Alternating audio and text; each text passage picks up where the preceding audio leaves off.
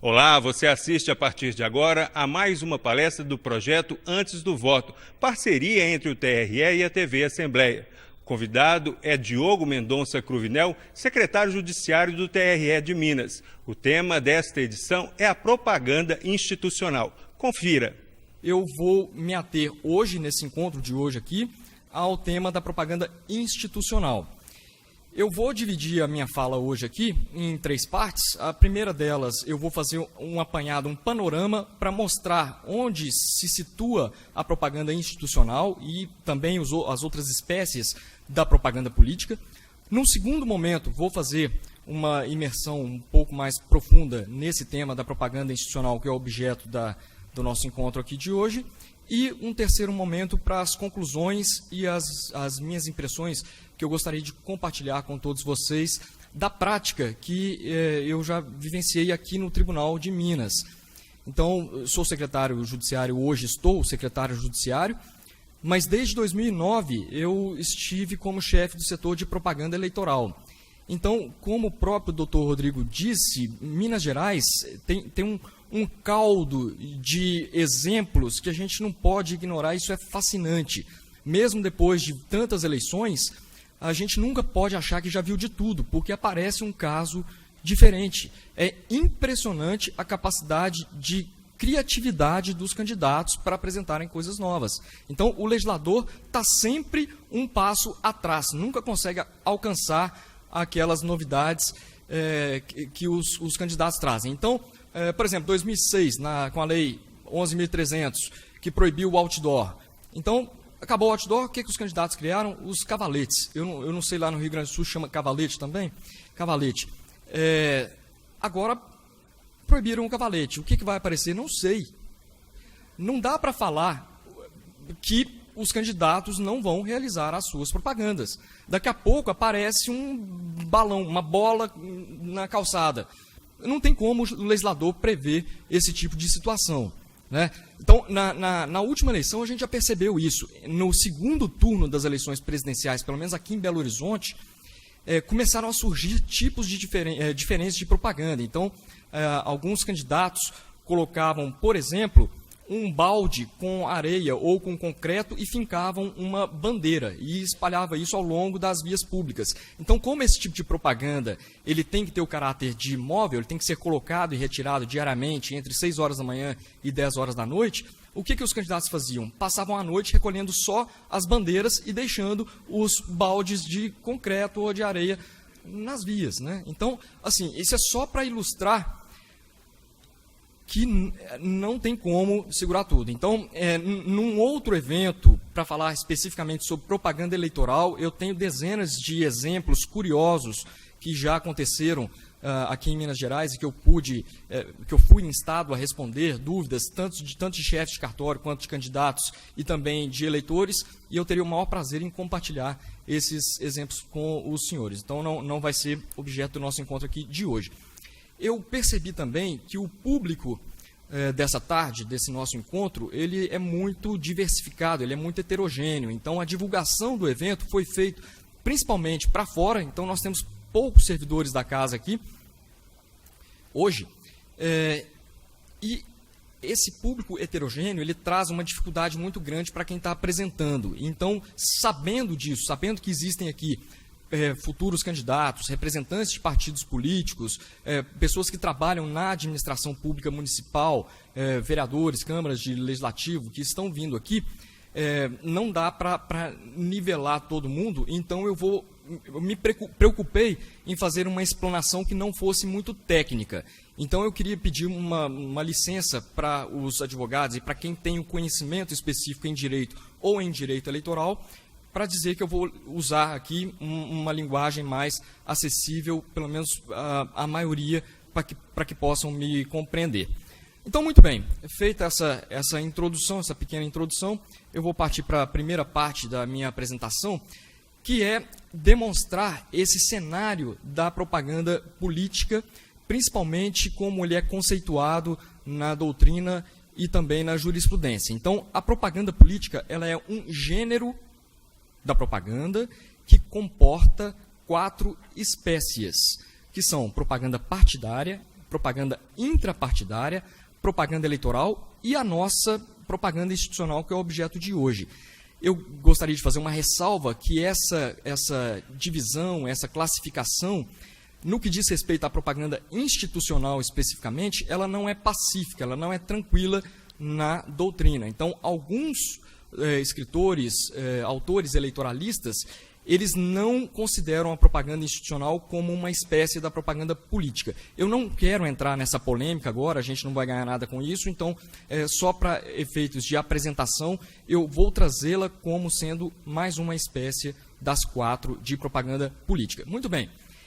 Por que nós temos 4 tipos de propaganda política? Aliás, 4 espécies de propaganda política? Porque cada uma delas se insere em um momento diferente e elas têm objetos e público-alvos diferentes. Então, a propaganda partidária e a propaganda intrapartidária, por exemplo, elas acontecem antes do início do período eleitoral propriamente dito. No período eleitoral, nós temos a propaganda eleitoral e aí a propaganda institucional entra depois que o candidato é eleito. Tá? Então, vamos pegar aqui a primeira espécie de propaganda política, que é a propaganda partidária. O que é a propaganda partidária? É o tempo que todos os partidos políticos registrados no TSE, e hoje no Brasil nós temos 35 partidos políticos, então todos eles têm direito, por lei, ao acesso gratuito para veicular a sua propaganda partidária nas emissoras de rádio e de televisão. Como é que funciona isso?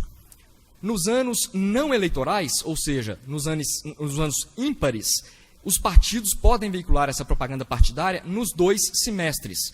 Nos anos eleitorais, anos pares, os partidos políticos só veiculam sua propaganda partidária no primeiro semestre. Qual que é o objetivo dessa propaganda partidária? Trazer, arregimentar filiados para os quadros dos partidos. Então, o partido usa canais de televisão e de rádio para difundir os seus programas, para se posicionar em relação a temas políticos comunitários. Então, ele leva para a sociedade, de uma forma geral, aquelas bandeiras, aquelas propostas que eles defendem, e com isso eles buscam arregimentar mais filiados para os seus quadros. Então, existem regras próprias ali, horários específicos, dias específicos. A propaganda eleitoral ela é veiculada pelos diretórios nacionais, uma propaganda em rede nacional e também em inserções, e os diretórios estaduais dos partidos divulgam essa propaganda partidária apenas em inserções estaduais. Então, não existe propaganda partidária realizada pelos diretórios municipais dos partidos. Muito bem. Sem me alongar, então, porque esse não é objeto da nossa fala de hoje, vou passar rapidamente pelas outras espécies. A propaganda intrapartidária, o que é? É aquela propaganda realizada nos 15 dias que antecedem a convenção do partido político, e por meio dessa propaganda intrapartidária, aqueles filiados do partido que pretendem ser escolhidos na convenção para posteriormente serem registrados como candidatos perante a Justiça Eleitoral para concorrerem às eleições, eles têm esses 15 dias para divulgar e se apresentar para os seus pares, ou seja, para os demais filiados. Então, é uma propaganda que ela tem um público-alvo muito restrito, ela não pode ser levada ao conhecimento dos eleitores em geral, porque senão ficaria configurada a propaganda eleitoral antecipada, o que é proibido. Tá? Então, a propaganda intrapartidária ela só acontece na quinzena que antecede as convenções partidárias. E o público-alvo dela, portanto, são os filiados daquele mesmo partido.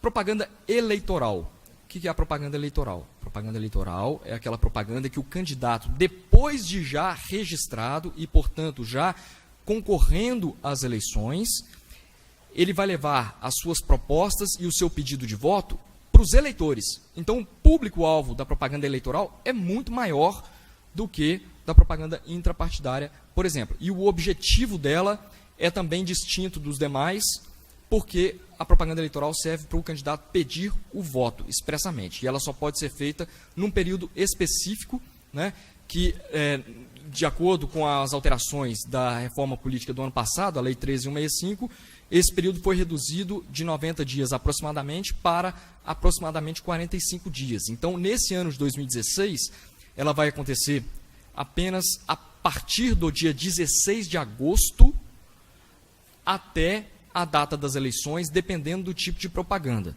Tá? Lembrando que, no dia das eleições, o único tipo de propaganda eleitoral permitido é a propaganda na internet.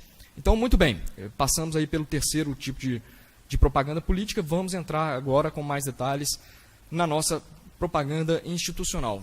O Dr. Rodrigo, ele disse na fala dele que a propaganda institucional ela é um dos atos realizados pela administração pública para divulgar as suas realizações, os seus feitos. Então, aquela administração que trabalha durante toda a gestão, durante todo o mandato, ela tem não só a possibilidade, mas a obrigação de divulgar os seus atos.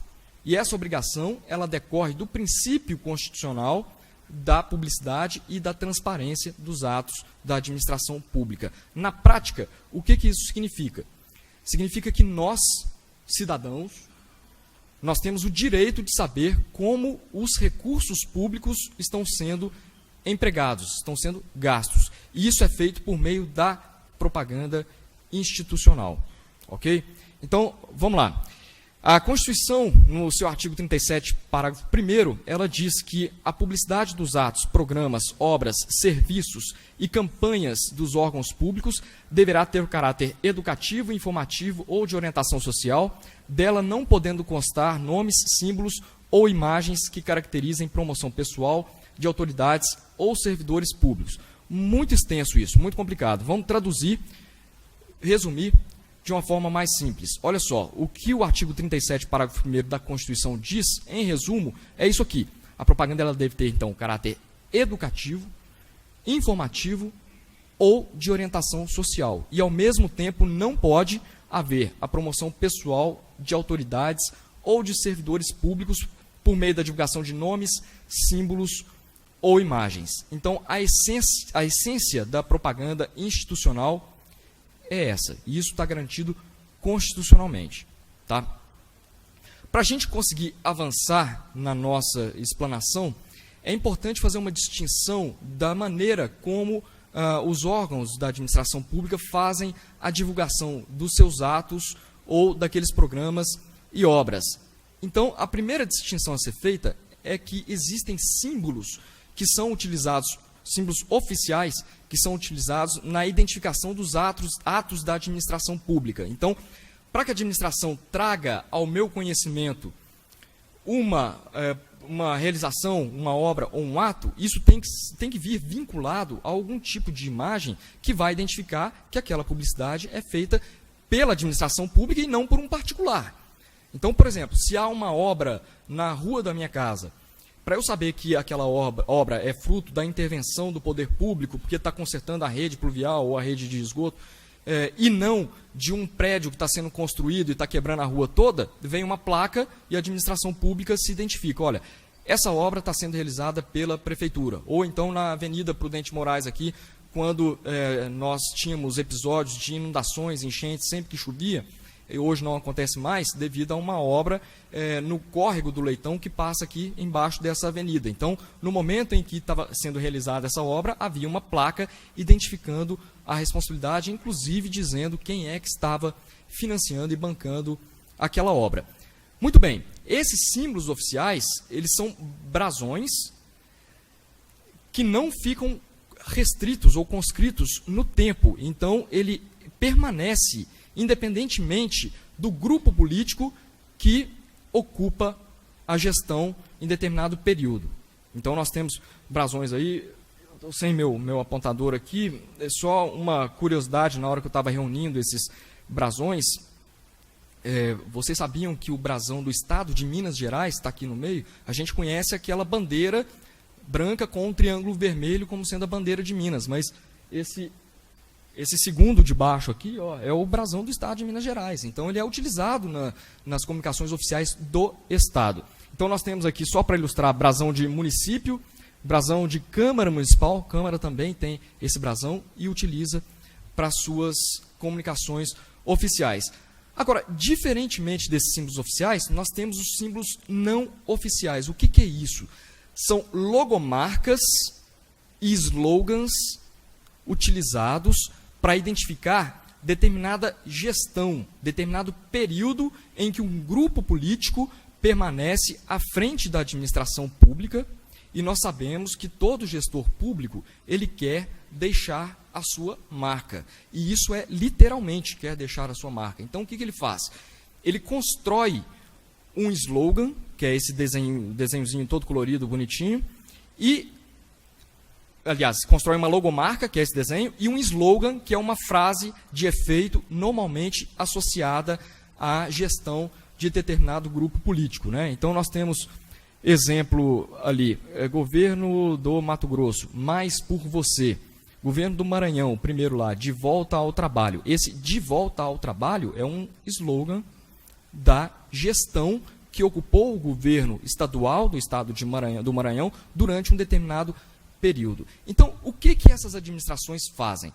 Nas comunicações oficiais, costumam, além ou ao invés de usar um símbolo oficial que é atemporal, usam a logomarca da gestão.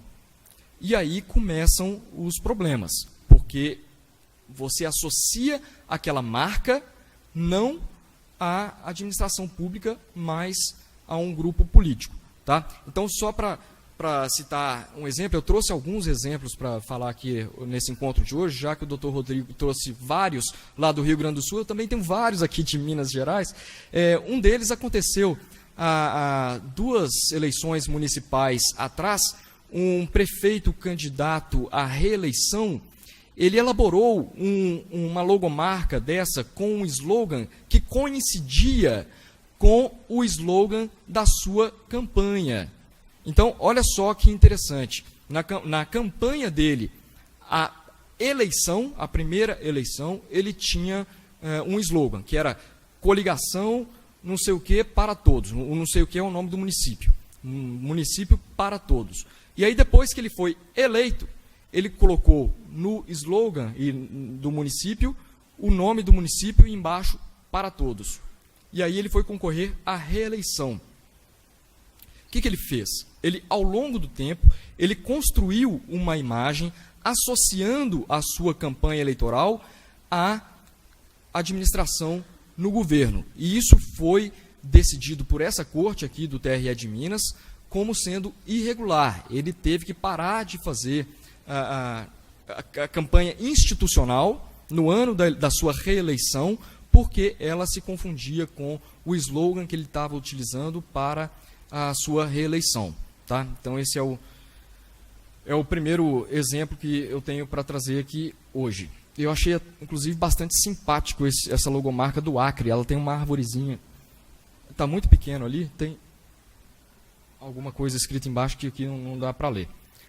Então, olha só, diante desse cenário, a legislação eleitoral, a Lei 9.504, em seu artigo 73, que o professor Rodrigo já iniciou a sua explanação e já contextualizou de onde que ela veio e por quais razões ela veio, né? Então, nós temos especificamente o inciso 6, letra B, que trata dessa publicidade institucional. Como a redação dela é bastante extensa, então, para que a gente consiga ter uma compreensão melhor, eu vou fatiar esse texto todo para que a gente consiga avançar com mais calma e explicando cada um dos trechos, né? Então, olha só, são proibidas aos agentes públicos, servidores ou não, as seguintes condutas tendentes a afetar a igualdade de oportunidades entre candidatos nos pleitos eleitorais.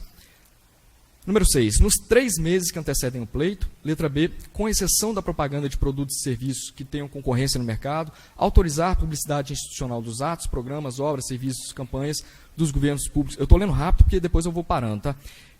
Ou das respectivas entidades da administração indireta, salvo em caso de grave e urgente necessidade pública, assim reconhecida pela Justiça Eleitoral. Então, vamos começar com essa limitação temporal que o inciso 6 faz nos meses que antecedem um pleito. Então, nós vimos que outros incisos, eles são atemporais, ou seja, são condutas vedadas aos agentes públicos que irregulares, independentemente do momento em que elas ocorram. Nesse caso específico da propaganda institucional, existe essa limitação temporal. O legislador ele quis especificar que essa conduta ela é vedada apenas nos 3 meses que antecedem o pleito. Obviamente que se houver uma propaganda institucional em período anterior a esses 3 meses, mas que essa propaganda ela for de alguma forma ostensiva a ponto de descambar para uma propaganda eleitoral antecipada, isso vai ser coibido sim, mas por um outro artigo da própria Lei 9.504, o artigo 36, que trata da propaganda eleitoral antecipada. Ok? Então vamos prosseguir aqui. Esse artigo e esse inciso e essa linha, ela tem uma redação muito curiosa, porque antes de falar qual é a regra, ela começa pela exceção. Ela fala lá, com exceção da propaganda de produtos e serviços que tenham concorrência no mercado. Então, a gente nem sabe o que é a regra ainda, já vem falando da exceção. Isso destoa um pouquinho das outras alíneas. Mas, muito bem, o que significa isso? Significa que esses produtos, se houver publicidade deles, isso não vai ser objeto de restrição por esse artigo da Lei 9.504. E aí, o Dr. Rodrigo já mencionou rapidamente exemplos de mais fácil apreensão sobre esse caso aí, que seriam combustíveis e serviços bancários. Então, aqui no Brasil, por exemplo, nós temos uma empresa pública, a Petrobras, que detém um monopólio de extração do petróleo. Isso é da Petrobras. Mas depois que esse petróleo é distribuído e comprado pelas refinarias, as refinarias transformam o petróleo em combustível e lubrificantes e outros derivados e comercializam esse produto. Então, a BR, que é uma empresa de comercialização de combustíveis, também é uma empresa pública, mas nesse segmento de venda de combustível, o produto final, ela concorre no mercado com outras empresas que também revendem combustíveis. Então, embora a extração do petróleo seja feita pelo monopólio de uma empresa só, mas o produto final, que é o combustível, ele tem concorrência no mercado. Então, esse produto, se a gente for pegar o lubrificante da Lubrax, ou então a gasolina do posto BR, essa publicidade ela não fica sujeita à restrição desse artigo aqui. A mesma coisa acontece com os serviços bancários. Então, se a gente for pegar bancos oficiais, aí, Banco do Brasil, Caixa Econômica Federal, esses bancos oferecem produtos no mercado, né, ao público final. Que produtos são esses? Linhas de crédito, financiamento para aquisição de veículos ou casa própria. Então, se a Caixa Econômica oferece lá um financiamento para casa própria, ela está disputando no mercado com outros bancos. E se o consumidor escolhe a Caixa Econômica para adquirir essa linha de crédito, de financiamento para sua casa própria, significa que há recursos de particulares entrando nos cofres de uma empresa que é pública. Então, nesse caso, a legislação ela não veda esse tipo de propaganda. Vamos prosseguir aqui, então. Com exceção da propaganda de produtos e serviços que tenham concorrência, né, autorizar publicidade institucional dos atos tais. Então, nos 3 meses que antecedem um pleito, é vedada a autorização de publicidade institucional. Esse trecho ele tem que ser lido com muita atenção e muita reserva, porque é tranquilo, é pacífico na jurisprudência do TSE e dos TRS, que não basta apenas que a autorização para a veiculação dessa propaganda institucional aconteça fora desse período de 3 meses em que é vedado. Tá? Então, o administrador público ele não pode apresentar como sua defesa o ato publicado dizendo que ele autorizou a veiculação de propaganda institucional fora dos 3 meses. E isso não serve de justificativa para que a propaganda seja veiculada no período vedado. Isso é tranquilo, o TSE já condenou um monte de gente por causa disso. Então, o fato de a propaganda institucional estar sendo veiculada no período de 3 meses independe do fato de ela ter sido formalmente autorizada, ainda que antes desse período. Então, muita atenção a isso.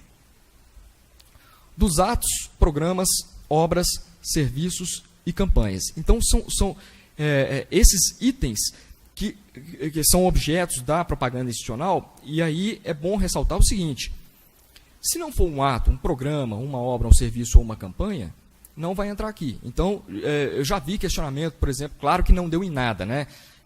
Pessoa dizendo que na fachada de um órgão público tem lá a identificação do próprio órgão público. Ninguém vai questionar que uma placa na prefeitura, escrito prefeitura do município tal, seja uma propaganda institucional vedada.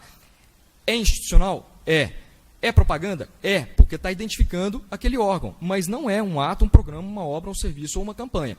Mesma coisa, papel timbrado da prefeitura, manda um ofício de um órgão para o outro. Aquele timbre lá é a identificação de um documento oficial por meio de um símbolo que identifica o município. Então, isso aí não entra no conceito da vedação aqui.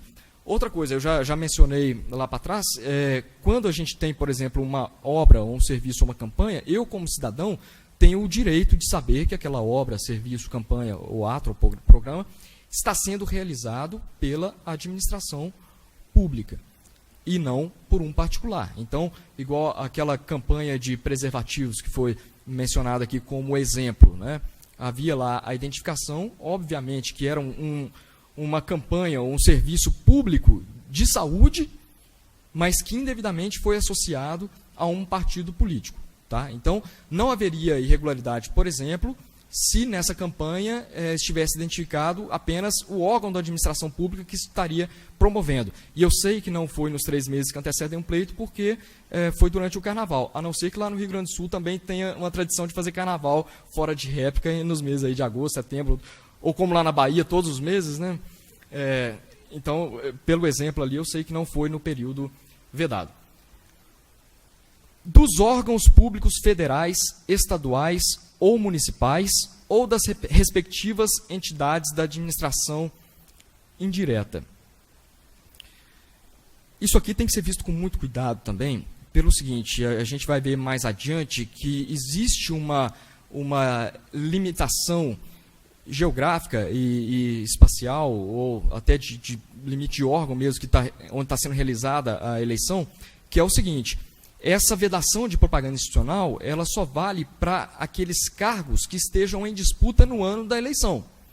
Então, no ano de eleição municipal, não é vedado que órgãos da administração estadual e federal continuem fazendo a sua propaganda institucional.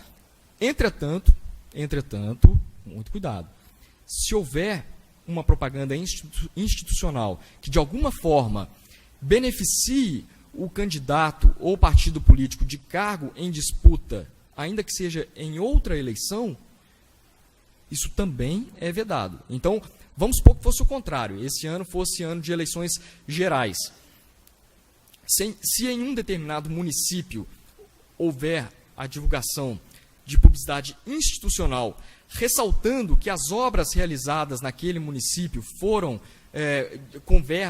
utilizadas verbas vindas do Estado ou da União, e essa publicidade fosse feita de forma ostensiva, poderia sim ficar configurada uma irregularidade.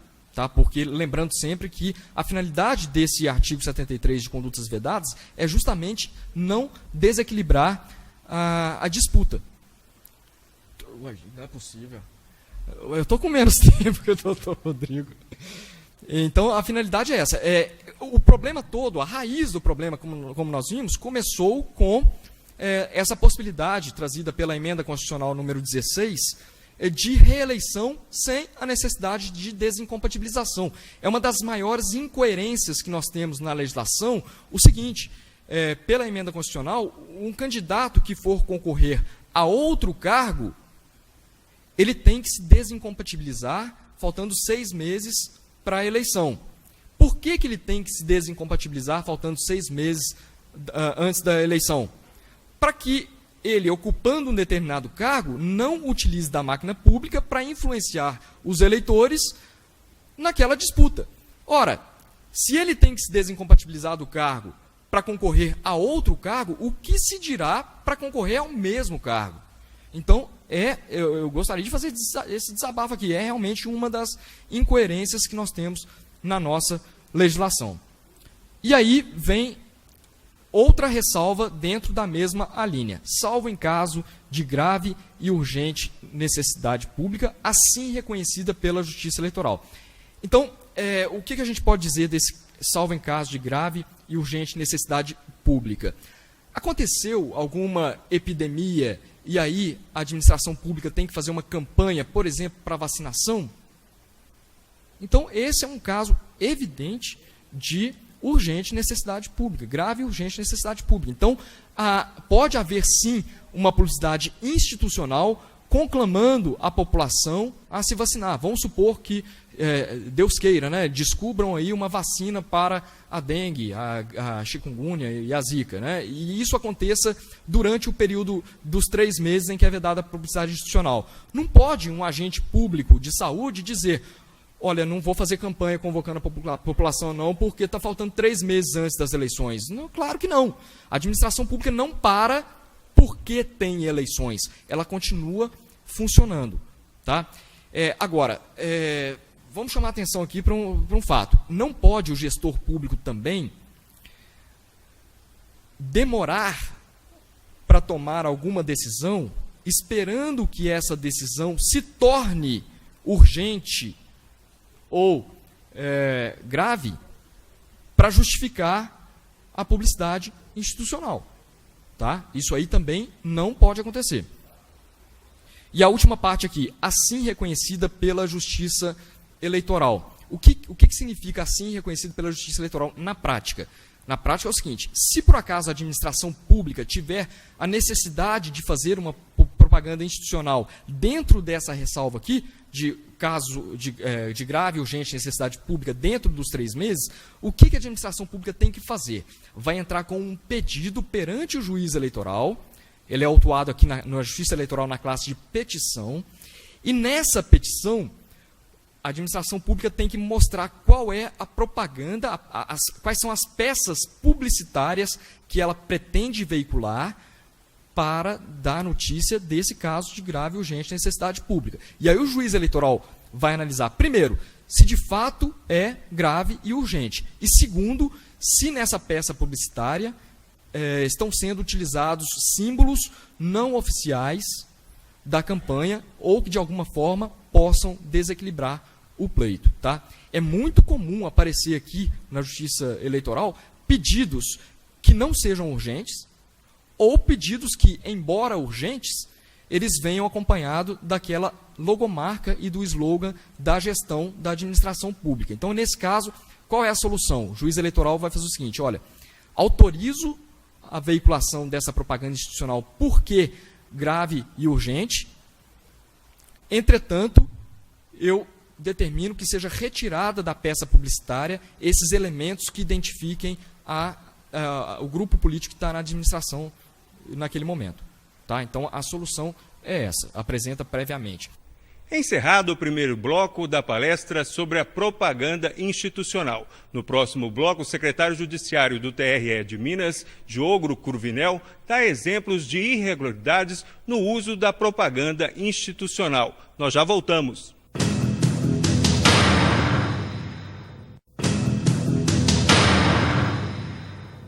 Estamos de volta com a palestra sobre a propaganda institucional. O evento faz parte do projeto Antes do Voto, parceria entre o TRE e a TV Assembleia. Na sequência, o secretário judiciário do TRE de Minas, Diogo Cruvinel, dá exemplos de irregularidades no uso da propaganda institucional. Confira. Eu mencionei aqui daquelas placas, obras e serviços e campanhas.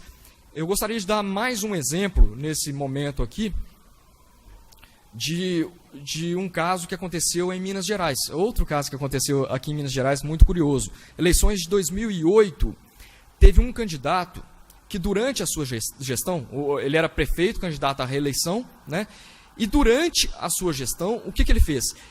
Ele pintou os prédios públicos nas cores do seu partido político e também na cor que identificava o seu próprio apelido. O apelido dele era Abóbora, ou Abobrinha. Era fulano de tal Abóbora.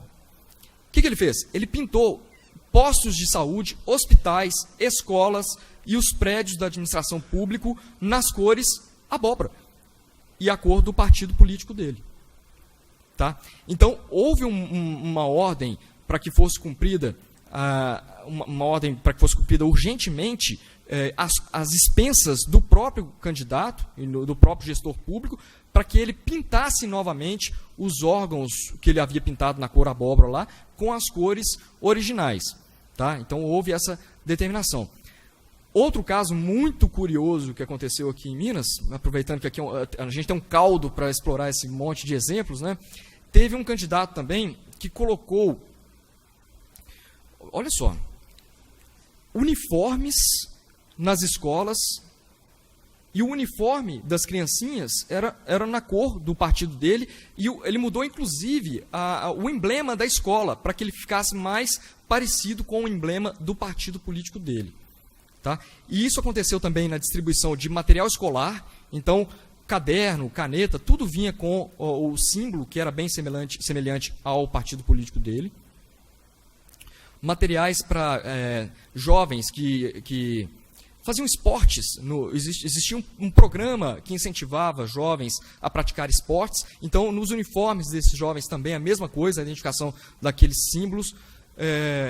Isso aí também, obviamente, foi considerado irregular aqui em Minas Gerais. E aí, mais um exemplo que eu lembrei agora, e esse ganha de todos. Aconteceu aqui em Belo Horizonte, eleições de 2008. Muitos de vocês vão se lembrar, aconteceu o seguinte: os servidores municipais responsáveis pela limpeza pública aqui no município, os garis e os varredores de rua, eles usavam um uniforme na cor laranja, tudo bem, é por questão de segurança, porque como eles caminham no meio do trânsito, então, por questão de segurança, o uniforme dele era laranja, só que no uniforme deles, de todos eles, eram cerca de 2.500 servidores nessa condição, estava estampado a logomarca da gestão, nos uniformes todos. Aí o que aconteceu? Chegou às vésperas desse período de 3 meses que antecedem um pleito, a Procuradoria do município de Belo Horizonte veio fazer um questionamento à Justiça Eleitoral perguntando se esse uniforme dos garis e aquela logomarca da gestão seria proibida nos 3 meses que antecedem um pleito. A resposta foi sim. E aí foi aquele Deus nos acuda, porque faltava 1 ou 2 dias para entrar no período vedado. Qual foi a primeira solução dada, já que entraram nesse período vedado? Os garis receberam uma ordem para utilizar os seus uniformes ao avesso. Então, a gente passava na rua, a gente via os garis com o bolso para fora, assim, e o uniforme todo ao avesso. Isso deu uma confusão danada, porque eles foram até o sindicato, e existe uma crendice popular que fala que usar roupa ao avesso dá azar. Então, que eles não queriam trabalhar com a roupa ao avesso, isso aí era um tipo de assédio que eles não queriam se submeter a isso. Muito bem, então, volta com a roupa ao normal.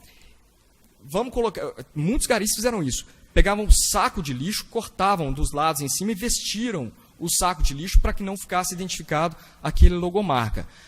Aí a confusão foi maior ainda. Eles foram até na imprensa falar o seguinte: olha, a gente trabalha com o lixo, mas a gente não é lixo, não. Então vocês estão desrespeitando a nossa classe aqui.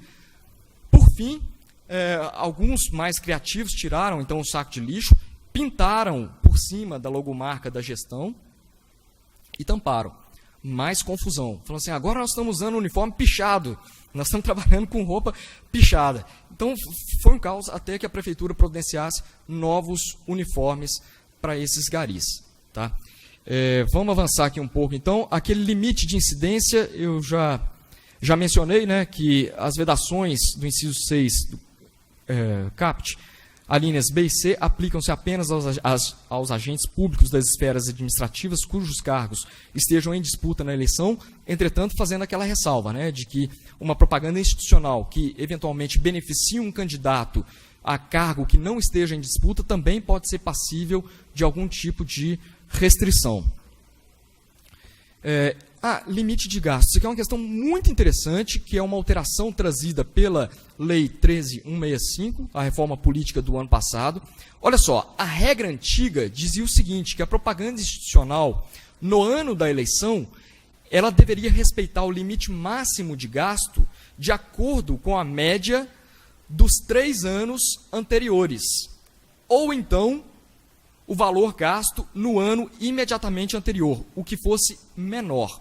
Então, vamos de novo, que isso aqui era complicado, né? Então, a média de gasto dos 3 anos anteriores, ou então o valor gasto no ano imediatamente anterior, o que fosse menor. Então, esse seria o valor máximo, é o limite de gasto para a publicidade institucional no ano da eleição. Acontece o seguinte, a propaganda institucional no ano da eleição, ela só ocorre no primeiro semestre.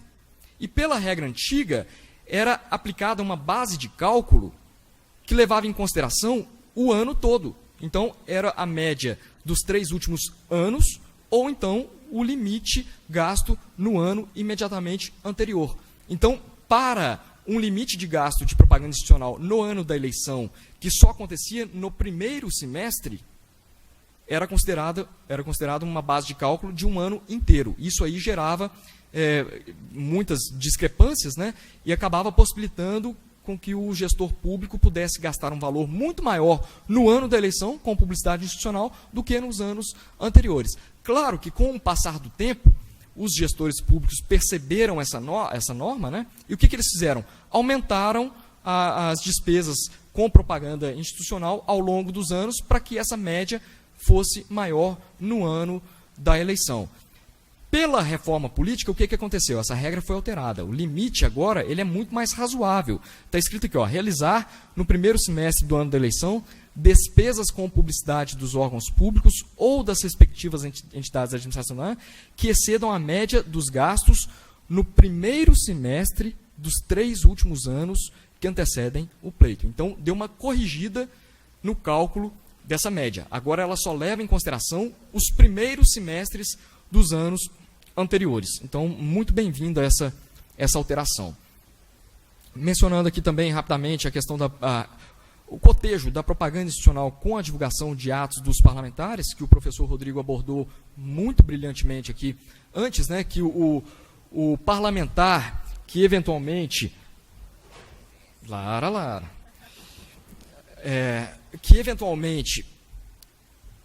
perdi aqui, desculpem,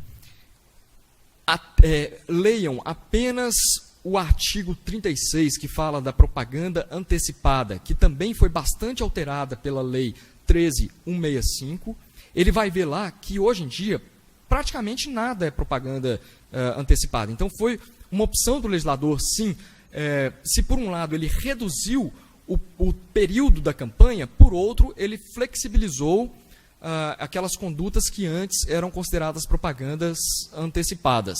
Só que se ele ler apenas o artigo 36, ele pode cair na vedação aqui do artigo 73, da divulgação de atos parlamentares. Então, o primeiro comentário, eu não vou voltar nessa matéria, porque já foi muito bem exposta pelo professor Rodrigo. O que eu vou trazer de novidade aqui é o seguinte: um parlamentar, quando ele usa recurso público do órgão onde ele trabalha para fazer a divulgação e aquela prestação de contas daquilo que ele fez durante a sua gestão, ele não está realizando uma propaganda institucional. Ele está fazendo essa divulgação desse ato em nome próprio. São as atividades que ele realizou enquanto parlamentar. Então, ele vai mostrar para os seus eleitores e para a sociedade em geral que ele apresentou determinados projetos de lei, ou que ele votou de acordo ou contrariamente a determinadas propostas que foram apresentadas, mas isso não configura, a rigor, uma propaganda institucional. Propaganda institucional é aquela feita em nome da instituição. Então, por exemplo, circulando pelas ruas de Belo Horizonte, a gente percebe que a Câmara Municipal de Belo Horizonte está realizando propaganda institucional por meio de outdoors, convocando a população a comparecer, por exemplo, às audiências públicas. Então, essa sim é, de fato, uma publicidade institucional, porque ela não fala em nome de nenhum parlamentar especificamente. Ela está falando em nome da Câmara, da instituição Câmara de Vereadores. Então, só esse comentário que eu gostaria de fazer. Quais são as consequências? Eu pensei em listar aqui as penalidades por irregularidades na veiculação de propaganda institucional, mas depois eu mudei e coloquei consequências, porque eu acho que isso é mais abrangente. Então, primeira delas, suspensão imediata da conduta vedada. Então, se houver irregularidade na veiculação de propaganda institucional, a primeira medida a ser tomada é o juiz determinar que aquela propaganda ela seja cessada. Eu estou vendo que o pessoal está tirando foto aqui, não tem problema nenhum tirar foto, mas esse material aqui vai ficar disponível. Quem quiser solicitar à escola do TRE, depois a gente disponibiliza sem problema nenhum. Tá? Segundo, multa. A multa, pela legislação eleitoral, fala que tem que ser de 5 mil a 100 mil UFIR. A resolução do TSE já atualizou esses valores em reais. Então, hoje nós temos de R$ 5.320,50 até R$ 106.410. R$ 106.410. Essa multa é altíssima, é uma das multas mais altas que nós temos na legislação eleitoral. Tá? E ela pode ser dobrada em caso de reincidência. Tá? Então, ela pode ser imposta tanto a agente público quanto a partido, coligação e a candidato. Mas tudo bem, a gente paga a multa, fica livre. Ah, é? E a outra aqui, ó, cassação de registro do diploma. Isso aí não dá para escapar, não. Abuso de autoridade.